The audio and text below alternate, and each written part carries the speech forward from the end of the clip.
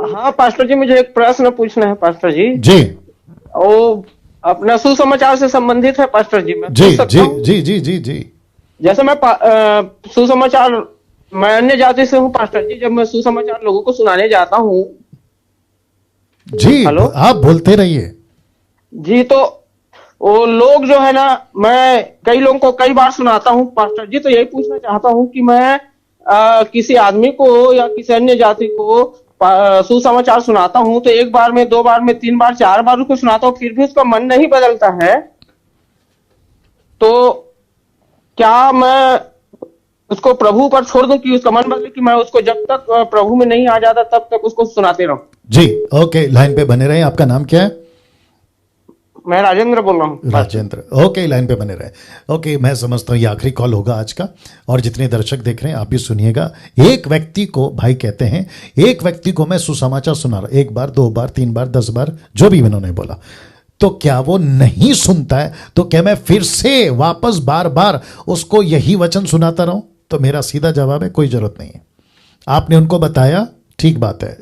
ये निकालना लूका की किताब, उसका 10वां अध्याय, आई थिंक वचन 5, जरा सुनिएगा भाई साहब। ओके, जिस किसी, ओके वचन 5, लूका 10:5, जिस किसी घर में जाओ, पहले कहो इस घर पर कल्याण हो। यदि वहां कोई कल्याण के योग्य होगा तो तुम्हारा कल्याण उस पर ठहरेगा, नहीं तो तुम्हारे पास लौट आएगा। उसी घर में रहो और जो कुछ उनसे मिले वही खाओ पियो, क्योंकि मजदूर को अपनी मजदूरी मिलनी चाहिए।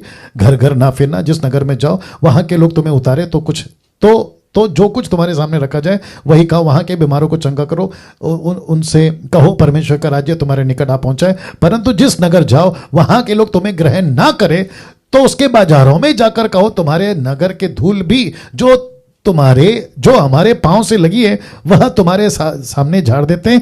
तो भी यह जान लो कि परमेश्वर का राज्य निकट आ गया। इसका मतलब क्या है? अगर कोई स्वीकार करता है तो उसको सुनाओ, अगर स्वीकार नहीं करता अपने पैर की धूल झाड़ो और आगे बढ़ो।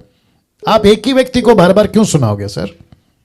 हाँ वही पास्टर जी, जब कई लोगों को सुनाते हैं, जब उनको मतलब मन नहीं फिरता है, वो उनको बुरा लगता रहता है ना, वो खेदित होते रहते हैं। तो जैसा हमको देखते हैं कि इनसे मुलाकात मत हो, ऐसा करके वो होता है। तो हमको वही पर मैं पूछना चाहता हूँ। जी, मैं आपको जवाब दे चुका हूं कि एक व्यक्ति को आपने सुना दिया, उसके बार बार सुनाने की जरूरत नहीं है सर। और एक चीज कनेक्ट करके मैं समाप्त कर देता हूं कि सुसमाचार को सस्ता मत बनाओ। सुसमाचारक जो प्रचारक है वो खुद भी सस्ता नहीं बने। आपको यीशु मसीह ने किसी के सामने गिड़गिड़ा कर भाई आ जाओ, भाई आ जाओ, ऐसा करने को नहीं कहा। अभी पढ़ा दिया ना, अभी पढ़ा दिया। अगर वो सुनता है उसका घर बचेगा, वो बचेगा। नहीं सुनता है, अपने पैर की धूल झाड़ो और निकलो वहां से। ये है, जबरदस्ती किसी को नहीं करना है। भाई साहब मैं आपको भी बोल रहा हूं, जबरदस्ती किसी को नहीं करना है। सुनता है, अच्छी बात है, उसका भला होगा।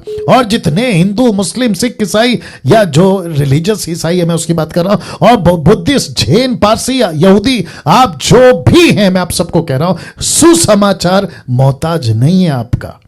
यीशु मसीह मोहताज नहीं है आपका। उसने तो एक अवसर दिया है, मौका, उसने आपको प्रिविलेज दिया है अपने आप को प्रभु को सौंप देने का। यह आपको मौका मिला है, आप उसका फायदा उठाओ, नहीं तो गई भैंस पानी में। Right sir?